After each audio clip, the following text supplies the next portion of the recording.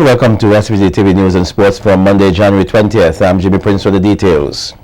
Totaling some $911.5 million Eastern Caribbean dollars, the 2014 budget was this afternoon presented in Parliament.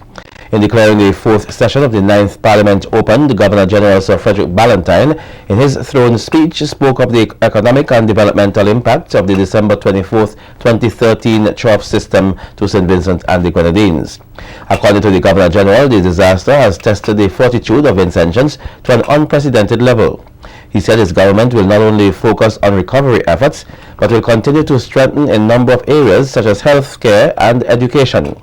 The Governor-General further explains that the 2014 will see a number of important bills being presented in Parliament, including the geothermal exploration and the support bill and the public health bill.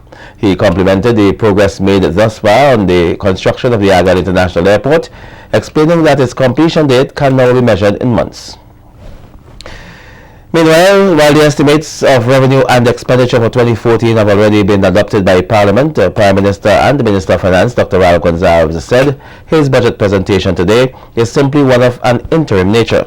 Dr. Gonsalves explained that the 2014 budget will see a number of alterations over the next few months on the recurrent and capital side of the approved estimates. He said it is imperative that the government continues to strengthen the socio-economic base of the country following the disaster of 2013, and that the people of St. Vincent and the Grenadines must arise from it with dignity and strength, having faith in individual and the collective future. According to Prime Minister Gonsalves, the journey to recovery will be long and difficult, as the preliminary assessment tells a horrendous story. He further stated that it will take hundreds of millions of dollars for the rehabilitation and reconstruction exercise, and that his government is already at work to source the necessary funding. In other news, the 2014 Global Development Education DE program commenced here earlier today with a host of participants from throughout the Caribbean. The program is being used to communicate and promote the unique role of credit unions in cooperative development, and is being hosted by the St. Vincent and the Grenadines Cooperative League Limited. According to Program Director of Carib D. Melvin Edwards, at the end of the 5-day course, some 20 Vincentians will receive certificates. In the short 3 years that we've been around, some 345 persons have graduated from 20 countries. Participants will be involved in a number of activities for something like 72 hours. In some cases they want to go beyond, and we allow that. But it's called an immersion program, where a normal 10-day event is packed into 5 days. Meanwhile, Minister of Foreign Affairs and the Trade, Camilo Gonsalves, at today's opening ceremony, said the important seeds of this country's post-economic crisis rebirth lays in the next generation of credit union leaders. Gonsalves noted that the current financial system is collapsing under the weight of its own contradictions, and that the rebirth of the economy both locally and regionally, along with the international scene, lays in the youth.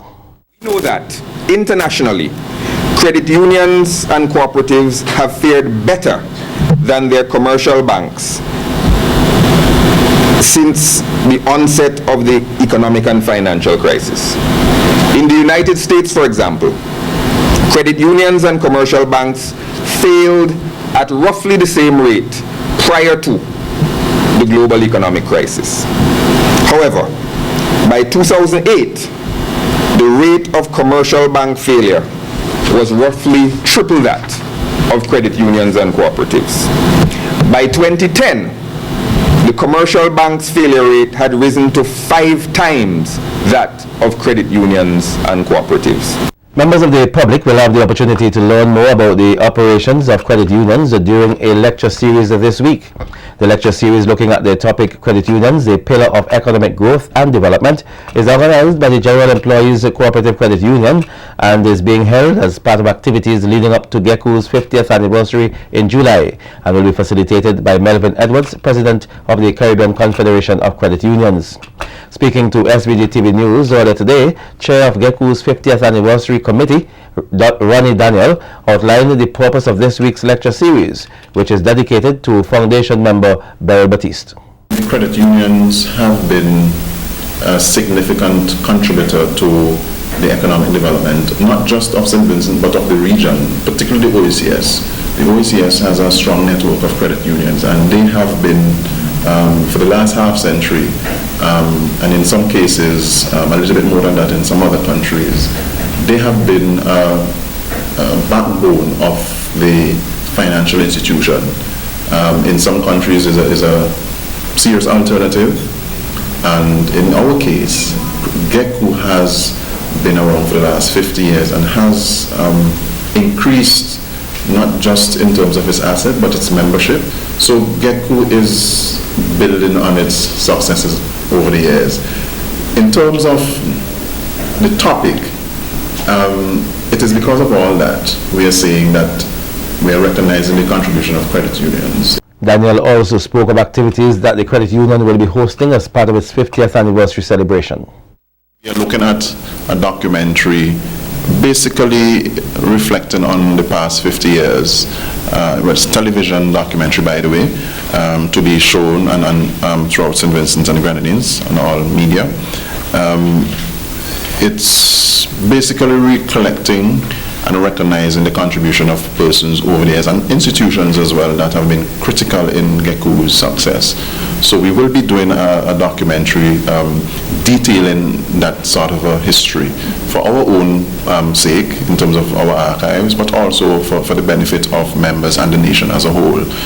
Because the credit union movement has contributed significantly, and sometimes you get the impression that they're just there. But our history in terms of our economic and social and spiritual development, a lot of it is in the walls of the credit unions in St. Vincent, including GECU.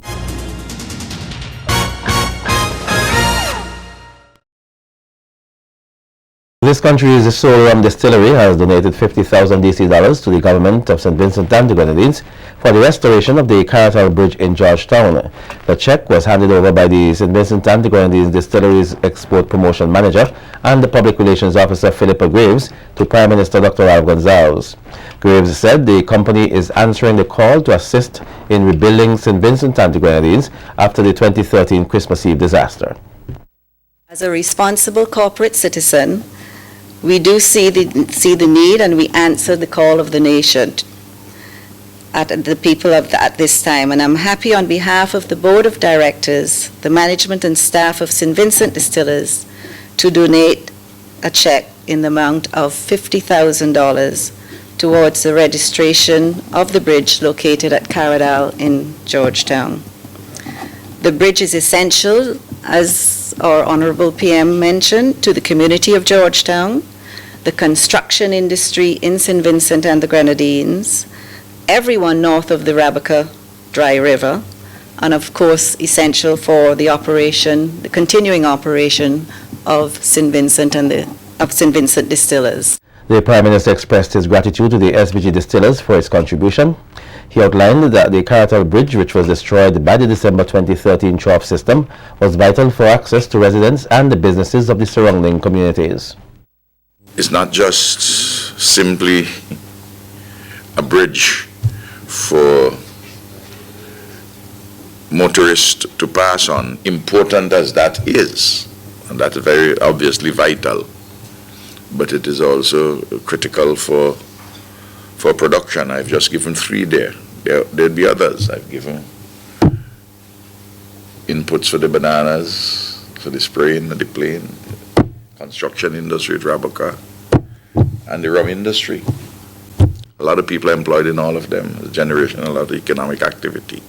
The 19 medical students who on Friday received their white coats at a ceremony held at Grenadines House have been encouraged to be servants of each other. The encouragement came from Dr. Jose Davy, who delivered the keynote address at the ceremony. Mark 10:43 and 44 says, "But whoever wants to become great among you will be your servant. Whoever of you wants to become first among you shall be servant of all." Some very wise people in the past have shown that the best leaders are also the best servants. Dr.